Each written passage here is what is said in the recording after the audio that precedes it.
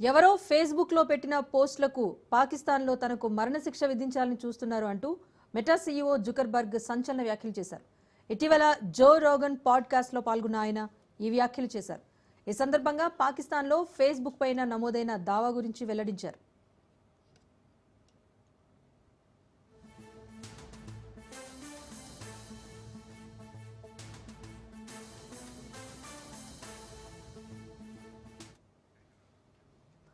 ఇతర దేశాల్లో మనం అంగీకరించని చట్టాలు చాలా ఉన్నాయని, ఎవరో ఫేస్బుక్లో దేవుణ్ణి అవమానిస్తూ ఉన్న ఫోటోలను పోస్ట్ చేయడంతో పాక్లో తనకు మరణశిక్ష విధించాలని మరెవరో దావా వేశారని అన్నారు.